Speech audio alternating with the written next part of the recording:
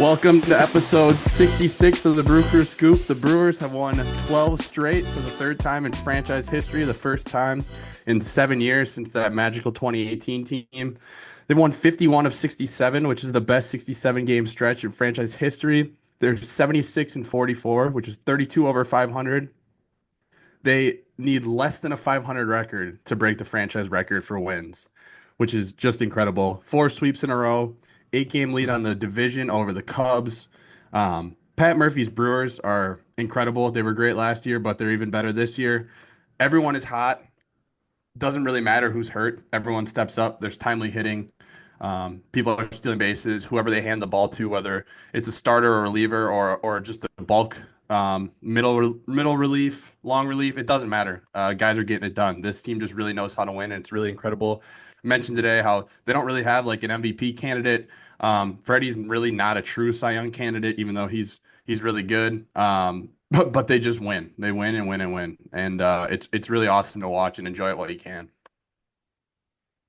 Yeah, it seemed like everything was going towards that 12th win today, and for half a second, it looked like we might see the crumbling at the final second, and then the Brewers decided to do a repeat of what they've been doing these last couple of weeks, really, and just mashed in their opponent.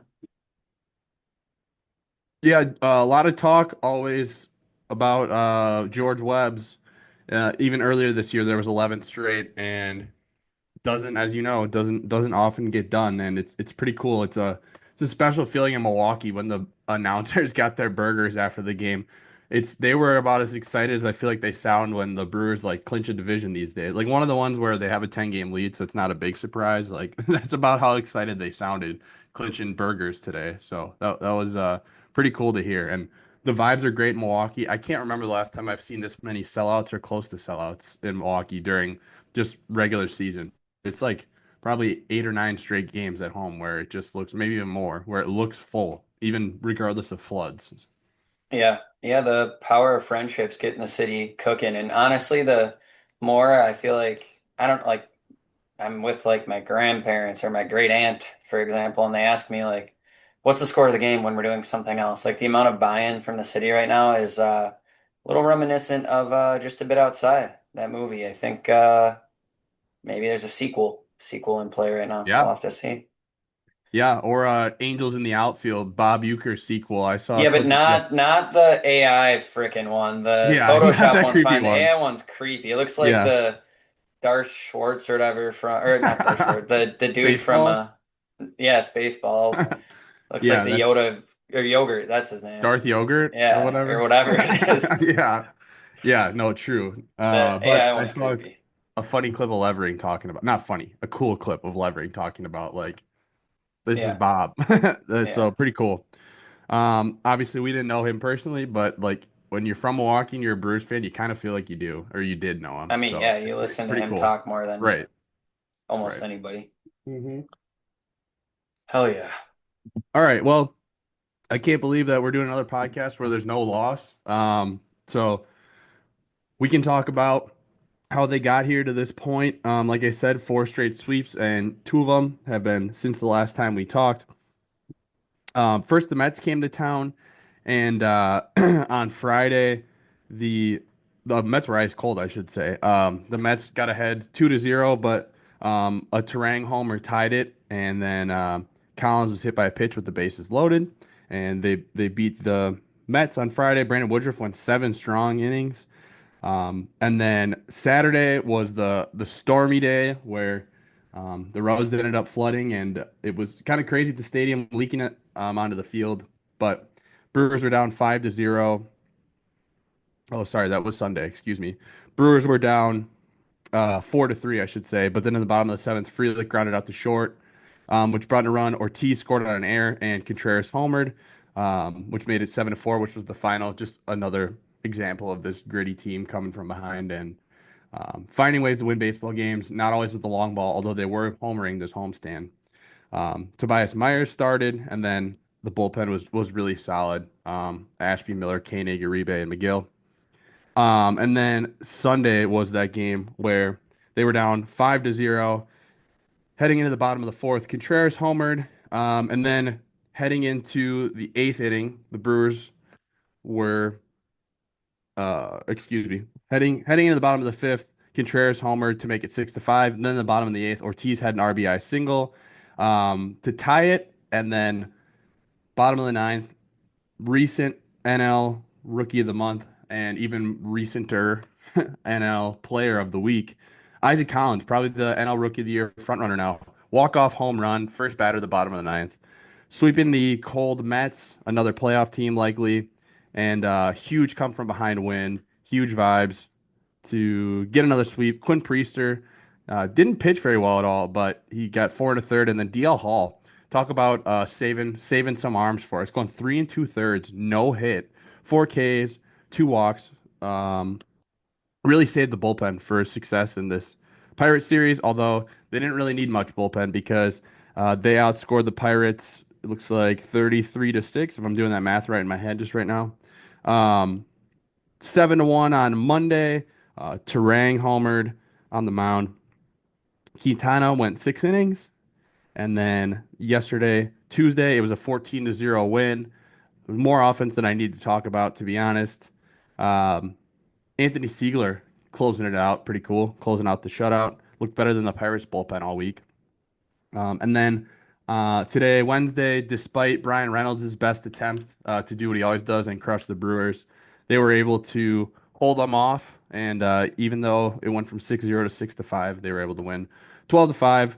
Brandon Woodruff was able to grind out 4 innings, 65 pitches, first time pitching on true 5 days rest. So I'd imagine that that's what goes into the decision there. Shelby Miller got rocked a little bit. Nick Mears did give up a homer, but Koenig and Myers look good to close it out. Um, Brandon Woodruff, they won every start that he's that he's made this year. Um, It's pretty much becoming a little everyone in less the bullpen just impressive keeps. for our starters to win all their starts because we're apparently Yeah, winning every game. So true, true. But anyways, that was your 6-0 week. yeah, yeah, I mean, there's not really much we have to say. I feel like people are bought in and watching all the games, and it gets redundant to say we're doing everything right, seemingly, and then also having things fall our way. Um, so, not naive enough to think it'll be like this the rest of the way, and that the playoffs won't have their hardships, but definitely enjoy it while it lasts. Like the as much as people want, they can like have that doom mindset and look forward and be like, "Oh, we're too hot right now." Like, just shut up, enjoy it. Like, it's crazy to watch this streak of games. We literally can do no wrong. It's like you're playing a video game on like rookie mode or something. It's fun to watch and fun to be a part of. And we all know the goal of the Brewers is to provide fun for the Milwaukee area all Yeah, summer long, right? and sand. I saw something Yeah. on Twitter yesterday, and it was the beach in Biloxi, and that all that said was, "I see why Mark moved or it has our AA affiliate in Biloxi." Just a beautiful picture of their sandy beaches down in Biloxi. Not to foreshadow any future conversations we might have on this podcast. Whoa, Javik Blake this weekend, back again. I spoiled it. All right, who was your hot hitter of the week for the Milwaukee Brewers 6-0 week? Oh, stop dropping on fire, Ricky Bobby. I'm on fire.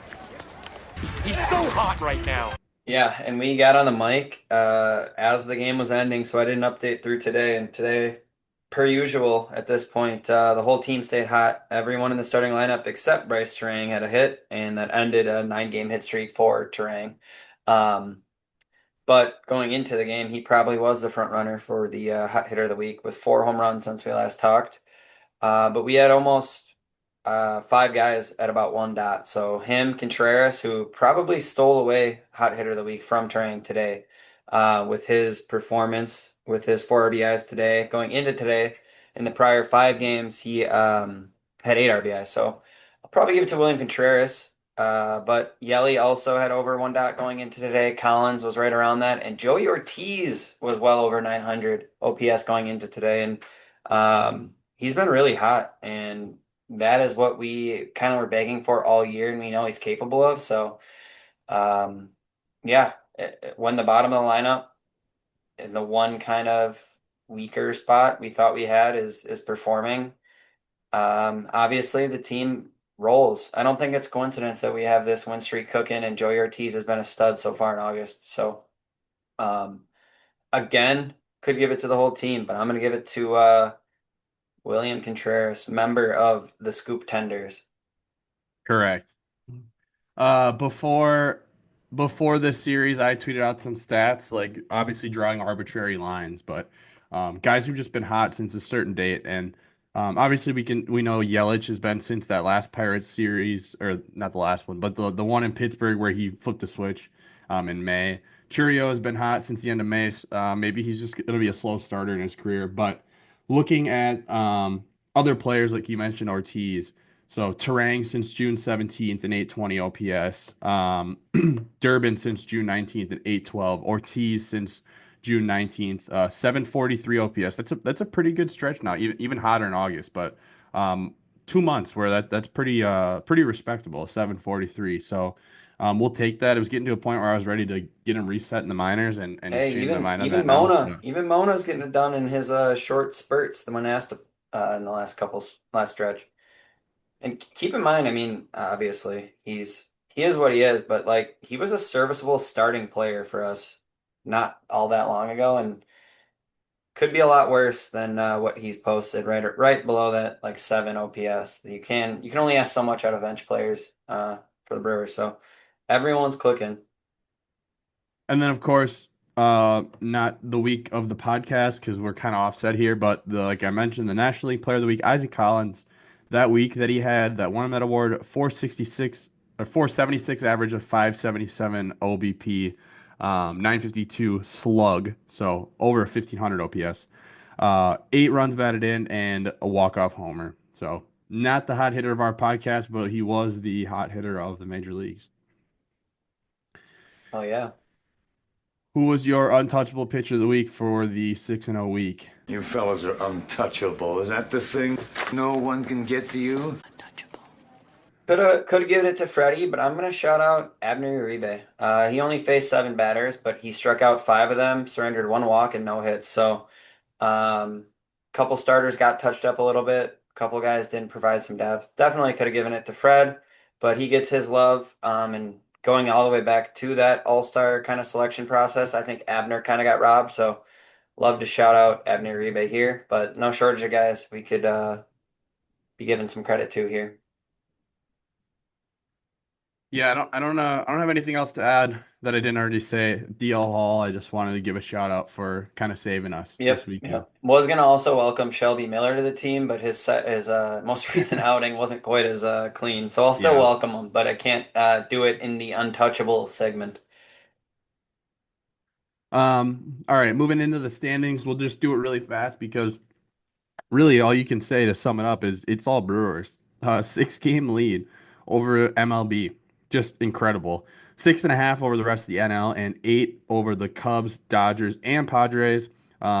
Which obviously that's 8 game lead on a bye. So um give me that NLDS. That's all I can say about that. Mhm. Um all right. Let's talk news and transactions, injuries. I don't know if there's a big headline that you got to start us off, but um, I'd say nothing too major for the major league club. No, I think they So mentioned Bowers is about to start a rehab, and I think that's going to put the team in a pretty interesting spot. I guess Lockridge has options if they want to move him down and keep Vaughn and Bowers for now up, which I would guess is the choice. Dude, I think Lockridge will have a role if needed, yeah, though. He's got enough defense, enough speed, and he's hitting the minors. He just hasn't really had a huge shot. But either way, I think the way the team's currently sitting, that's probably what they do. And in a pinch, Bowers or even maybe Mona or someone could play a corner, but or Siegler, I guess. I don't know. Because he can pitch, we found out yesterday. Also, the end of that correct. game, sorry, not to get totally off track, but end of that game when was it Triolo was pitching for the Pirates and he was like Yeah, he clearly didn't want to be out there, but it was like really painful to watch the way he was like lobbing them in and then he randomly whipped one and I was like, this could get 85. ugly. Yeah. Yeah. And then I texted, I was like, can you imagine if they asked Tommy Pham to go out there and pitch that outing? I think he probably would kill somebody. Um, but anyway, sorry. Yeah, I think that's probably the case. But they also mentioned I think Reese is starting to warm up a little bit. I don't think they announced when he'd go on a rehab, but I think that's going to put the team in a pretty interesting spot. Resident Cubs friend of the podcast thinks Andrew Vaughn might be out of a job when uh, Reese comes back, which I don't know if that's I don't know. I don't know how you send Barry Bonds down, but um, will be interesting to see what they do if it's cutting ties with Bowers and you lose that versatility and that left-handed bat, um, or what happens. But let's not worry about it till we have to. But Yeah, yeah, like we always say, those things tend to work themselves out. until they don't, and then you have too many starting pitchers, and you have to force Yeah, yourself to trade one, and it could, and then you go on a 12-game win streak. So good problems to have. Um, yeah, I mean, honestly, the answer at this point is to keep playing Andrew Vaughn every day. Like yeah, it's I don't know how you could possibly take him out of the lineup. no, and you obviously put Reese Hoskins back on the roster, but with Vaughn being a righty, you're just gonna have to come off the bench or play DH. Like that's Or I mean, or you Vaughn literally plays could DH. play matchup DHs between. Imagine if Sure. you had the choice to have Yelly or Reese as your DH and the other one in a big pinch hit spot in the Yep. playoffs. Your two like veteran leaders, the two most established major league players on your team. Honestly, it would be something to see. And not too many times could a Brewers fan say they have someone the caliber of Yelly or freaking Reese coming off the bench. Not that I think that'll happen, but. Yeah. Um, Hell yeah, like you said, good problems to have. Just a couple other notes. So Henderson went on the IL with right elbow inflammation, but it was good news. It sounds like his UCL is fine and it's just a flexor strain. I'm sure they're going to be overly cautious with him just because of the innings count and the fact that he probably wasn't a huge factor for this team the rest of the way this season, anyways. Um, Yeah. Robert Gasser, 3 innings in Nashville. So good to see him working his way back out. I'd imagine he may be another long relief option here in September. Um, looking at, I don't know where it went. No. All right. I had something else, but I don't remember. Go ahead. I had nothing else to add to the transaction segment there. All right. I guess one more injury is Mariano Rivera, Dude, IL, torn Achilles. Old timers day. that's tough. That is tough. I Yeah. saw the video too. Yeah. Why they got the man playing outfield? Unless it was fielding, I think it was just playing outfield, so He there. was. Yeah, I don't The know. Yankees I've always said they're a terrible franchise, but come on, you gotta support your legends. Okay. Around the farm. If it hadn't been for those meddling kids. If it hadn't been for you meddling kids. Ah, meddling kids. If it hadn't been for these meddling laddies. So I saw Jesus Made and Luis Pena. You'll probably give me more exact stats, but they've, especially Made, have just come out swinging in high A.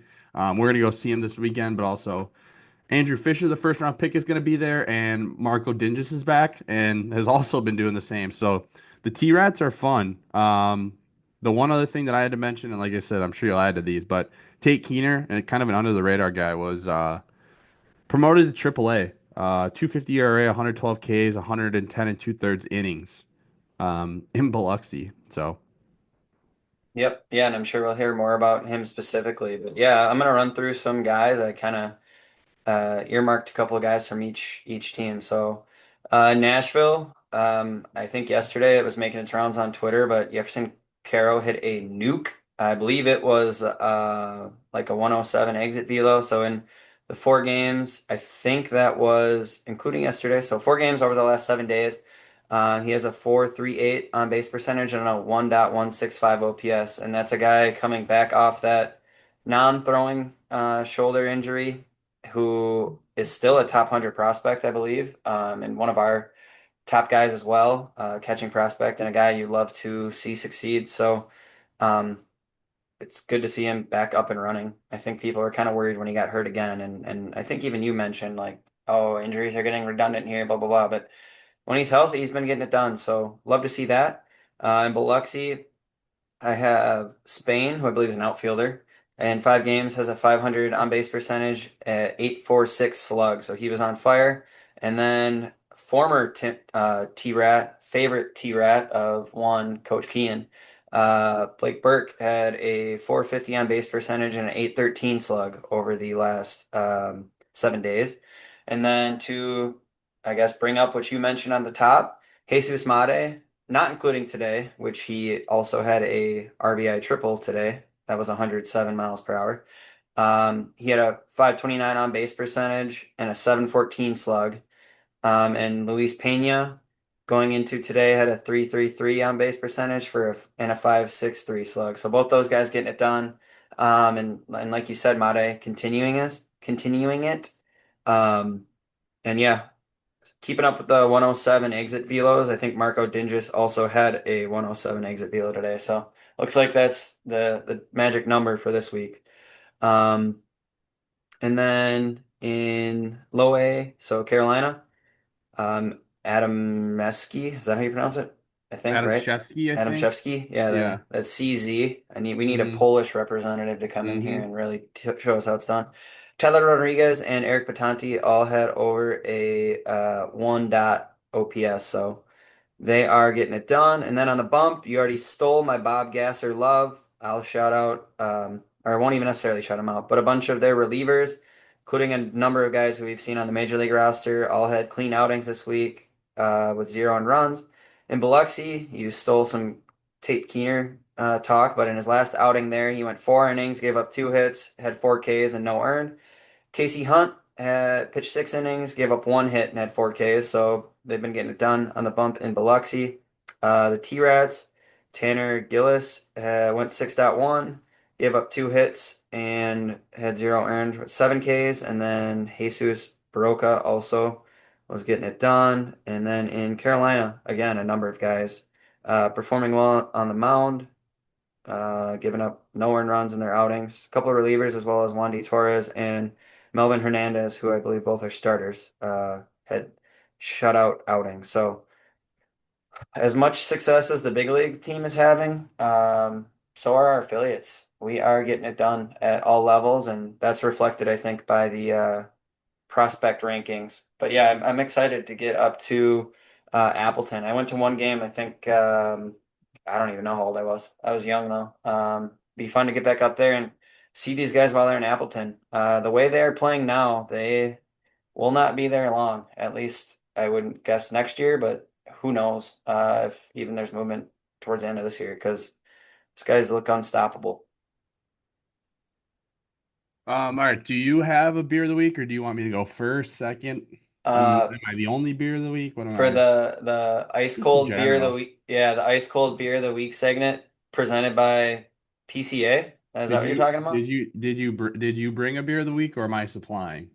If you want to supply the ice cold beer of the week presented by Pete Crow Armstrong, you can, but I'll follow you up if I think I want.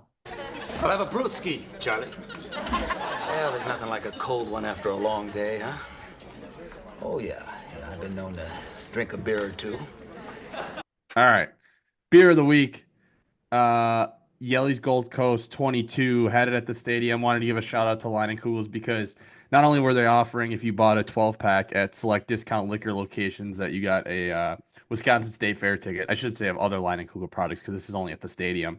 But it's a tropical coconut and pineapple flavored ale.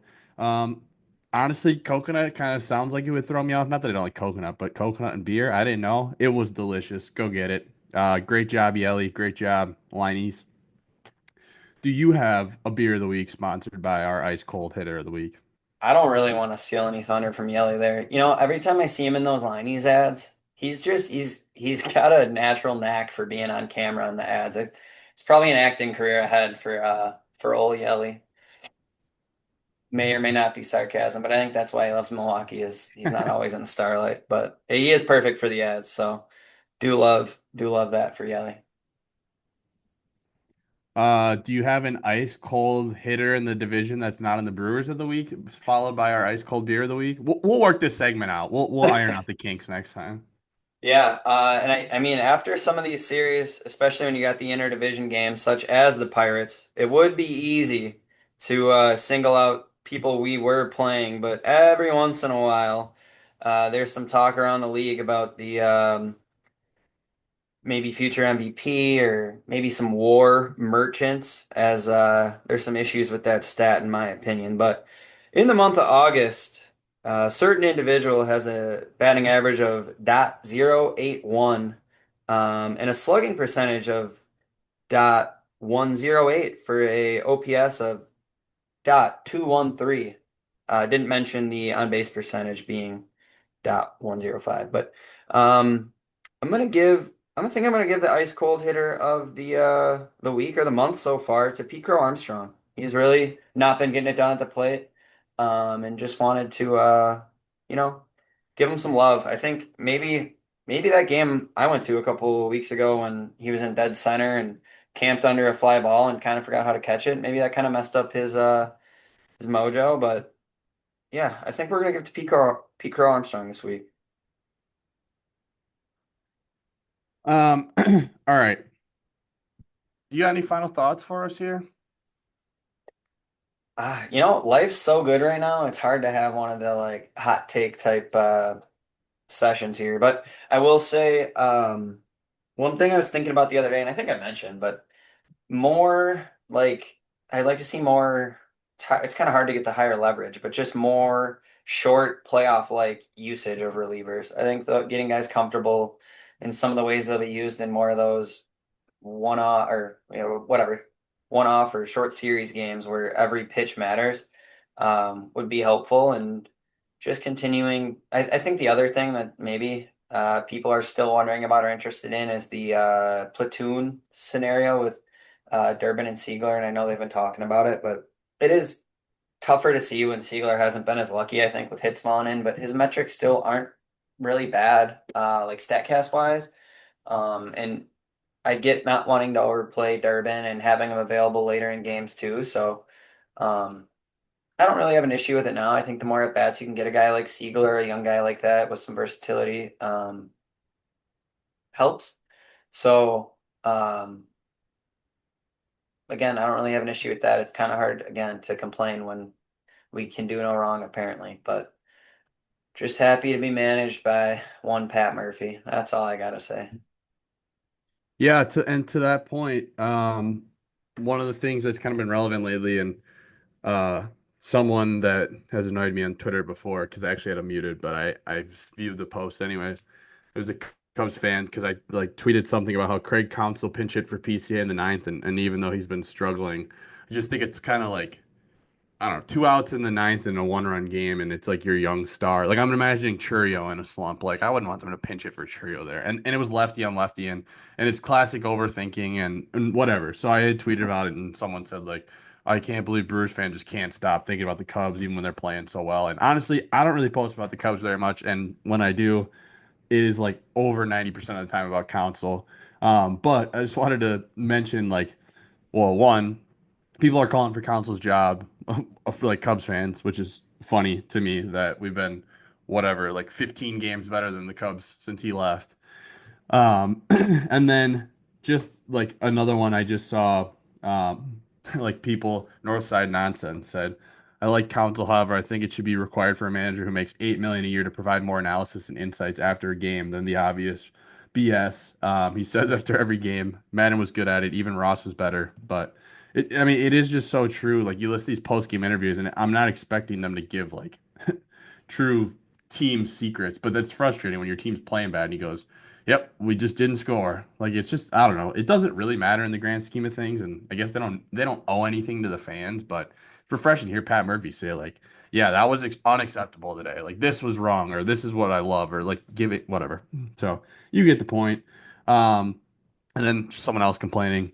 Saw on a day where PCA absolutely needed a day off. Council decided to use him as a pinch hitter, and on a day that PCA played, Council pinch hit for him in the biggest moment of the game. Should be more than just computers and matchups. It's not a way to manage an all-star, which I just fully agree. And I'll be honest, I obviously really liked Craig Counsell when he's in Milwaukee, but my one knock on him was just to stop being like be a little bit less of a robot. That's all. Like we don't need to worry so much about matchups, and it's kind of a joke, but also I do wonder if like that had any factor in why Keston Hero just went from like pretty good to just absolutely terrible. So I don't Yeah, know. I feel like I remember though, it might have been Murph last year, I think. But at some one point he like kind of pinch hit, or they were definitely playing Churio on a short leash. I know he's a little younger than PCA, but I think it's similar. And all the PCA kind of fake banter before. Obviously, he's had a good year and been a good player, but he does have holes in his game still. And I think long term there's probably a good player there. So I don't hate the move to pinch hit for him either. I mean. I don't know. I I don't hate it, and I don't think Council's just going off on his own, going rogue and like trying to sabotage anything. I No. think a lot of smart teams kind of do stuff like that. I don't know. There's Yeah, always and going to be lens on a guy like that, though, when you get paid that much to come over, and then your supposed little brother up in Milwaukee and your ex team is somehow outperforming you with less resources. So. Yeah, there should be pressure on him, but I wouldn't overthink it. But it's not my job. yeah, and I don't think that Pat Murphy is like perfect either. Like there's definitely been times where we've had questions about it. But I had said at the end of the post, I think half of being a good manager is knowing baseball, and half I think is just knowing how to manage the vibes. And I think Pat Murphy does it better. So whether it's the post game interviews or just the way that you hear his players talk about him, and yeah, that's really all I got. I You got the just week ahead. enjoying it while we can. Yeah, we can talk the week ahead. Day off tomorrow, and then this is the stretch of like a billion games in a billion or less than a billion days. Cincinnati for 3, Oh yeah, we Wrigley got the for double. 5. Yeah, Wrigley for 5. Doubleheader on Monday. So it goes day game, night game, night game, night game, day game. Um, and then back home, a couple Bob Uecker celebrations. I think Saturday is the umbrella. And then Sunday is the celebration of life. And then D-backs come to town. And then that's the completion of that homestand. So then we're getting the end of August. yeah. Cubs fans, get your clips out of us being all smug going into this 5 game series. We could be a lot sadder on the other side, but Yeah. oh, it doesn't even show up. Are you serious? Whoa, what There is it it? is. Oh yeah, My euchre. nice. Yeah, I wouldn't mind heading down to Wrigley with like a 10-game lead. That would feel pretty good. Yeah, I will say, again, Cubs friend of the pod said we'll be in the same playoffs as you. Who knows? And I agree. Once you're in the playoffs, what you did in the regular season literally doesn't matter at all. But they're only what, like 5 games up on the Reds right now for even falling out of this spot, because the NL wildcard race is like a 3 game between the Mets on the bottom and the Cubs on the top, or 3.5 maybe. So I don't know. I wouldn't be all that comfortable with only that lead, because I don't think the Cubs really did enough for their pitching staff at the deadline, in my opinion. I think they could have used some more starters. I know Cade Horton's starting to look better, and obviously Shota's good, but I mean, Colin Ray as your third starter in a playoff series, or I don't know who they'd go to, because Assad's not been good, Ben Brown's not been good. Who am I forgetting? It's 5.5 right now, over the Reds. Yeah, But yeah, who'd you say? You said Shota, Horton, Assad, Ray, Ben Brown. Is there yeah. anyone else? There's got to be someone else that's like in their current rotation, but Hold on. But yeah, nonetheless. And like I said, hopefully we're in the NLDS to start. That'd be nice. oh, Matt Boyd. Matt Boyd is Boyd, good. the Yeah, how would I Boyd. forget him? Yeah, that's stupid. He Well, is he's good. So obviously him and really good. Shota, are good, and then Cade Horton, I think, has been getting into the swing of things. But I mean, Ray is your 4, then I guess. I don't know. I Yeah. just think it's probably not as, unless they think Javier Assad will get back into what he's capable of. But he's not. He's just like solid. He's not great. Like last year, he might have had a 3.73 ERA, but his WHIP was 1.4. Uh, Yeah. don't feel so good about a 1.4 WHIP against a team like the Brewers, for instance, that has a knack for those balls in play. So I don't know. Right. We'll see. And I mean, the Reds have the rotation, and they acquired a number of bats. They had a weird kind of half go for it. And I think the Cards are 2 games behind the Reds, so they're probably out of it. But I don't know. I'd be interested to see how it finishes out down the stretch. All right. Well, that's all I got. Brewers are red hot, and I guess let's keep it rolling. Maybe we do a little call to the crowd for any possible beer of the week candidates. Who are we missing? What should old Scoop get on his palate? Or Coach Kean? He prefers them 64 calories or under, but I'm sure he's open to suggestions. All right. Well, hey. Oh, I heard the pancakes were good too. My little brother was at the Oh, game. are they? Yeah, he said it was a good deal and they were good. So make your purchases to Sunday games and All right. get your pancakes. Good stuff. All right. Well, hey, go Brewers. Go get a burger. Go Brewers.